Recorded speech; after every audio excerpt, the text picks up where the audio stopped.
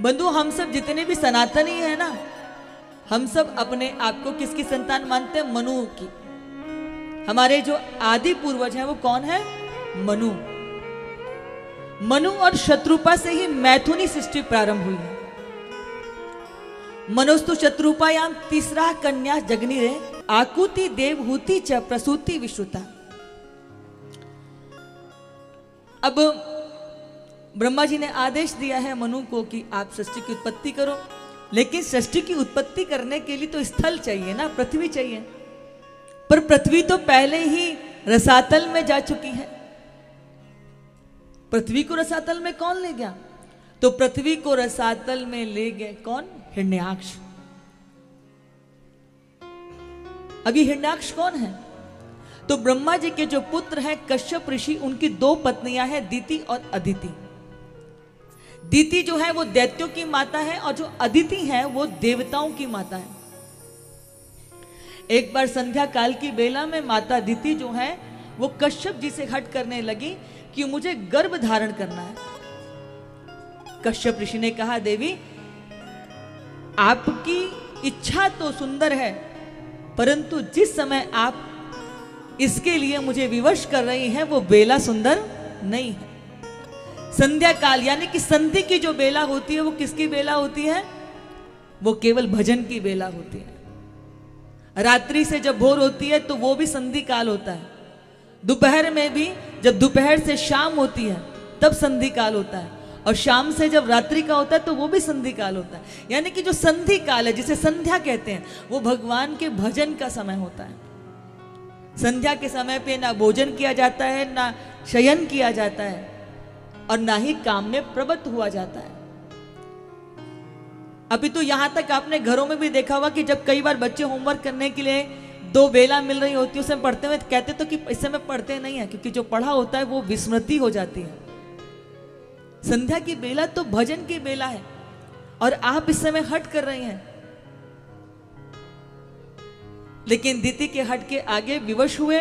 संधि बेला में दीति ने गर्भाधान किया और उसका दुष्परिणाम यह हुआ कि इन्हीं दीति के गर्भ से हिरण्याक्ष और हिरण्यकश्यप जैसे भयंकर दैत्यों की उत्पत्ति हुई है।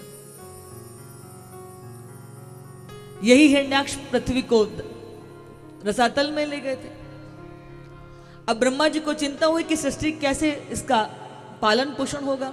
और इधर एक और घटना होती है कि भगवान के पार्षदों से संत सनत कुमार जो हैं इनका अपमान हो जाता है, तो इन्होंने भगवान के द्वारपालों को श्राप दे दिया था, जाओ जाके मृत्यु लोक में राक्षस बन जाओ। तो भगवान ने इनको वचन दिया था कि आपके उद्धार के लिए मैं स्वयं आऊंगा। तो भगवान के यही द्वारपाल जो हैं ये हिरण्याक्ष और हिरण्यकश्यप के रूप में प्रकट हुए। अब बंधु, ब्रह्मा जी को चिंता हुई कि सृष्टि कैसे आगे बढ़ा मैं, क्योंकि पृथ्वी तो जल में डूबी हुई है। तब ब्रह्मा जी की नासिका से उनको छींक आई, तो उनकी नासिका से एक नन्हा स्वरूप 12 का प्रकट हुआ, और देखते ही देखते वह 12 स्वरूप विराट स्वरूप में बदल गया। बोले 12 भगवान की। ये 12 भगवान ही हिरण्याक्ष का वध करके अपनी दृढ़ाओं पर, अपनी दाढ़ों पर इन्होंने पृथ्वी को धारण किया हुआ है। इन्होंने अपनी दाढ़ पर पृथ्वी को धारण किया हुआ है। इस पृथ्वी पर मनु और शत्रुपा ये हमारी आदि दंपत्ति है। इनसे सृष्टि की उत्पत्ति हुई। इनकी 3 पुत्रियां हैं, आकुति, देवहूति और प्रसूति, और 2 पुत्र हुए हैं उत्तानपाद और प्रियव्रत।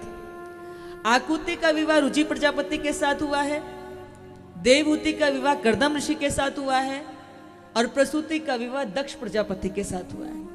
ये जो भागवत कथा चल रही है ना, ये जो सृष्टि वर्णन चल रहा है, जैसे बहुत बार लोगों को पता ही नहीं होता कि हम कहां से पैदा हुए, पर हमारे पास सनातन में हमें पूरा पता है कि हमारे कौन कौन से देवी देवता कब हुए और हम कहां से हुए हैं। तो आकुति, देवहूति, प्रसूति ये 3 पुत्रियां हुई हैं, और प्रियव्रत और उत्तानपाद ये 2 पुत्र हुए हैं। इनमें जो देवहूति है जिनका विवाह कर्दम ऋषि के साथ हुआ, इनकी 9 कन्याएं हुई हैं और एक से एक तेजस्वी विद्वान विदुषी कन्याएं पैदा हुई हैं, जिनका बड़े बड़े तपस्वी ऋषियों के साथ विवाह हुआ। और बाद में इनके घर में ही साक्षात भगवान के का अवतार कपिल देव के रूप में, जिन्होंने सांख्य शास्त्र की रचना की है। बोले कपिल भगवान की जय।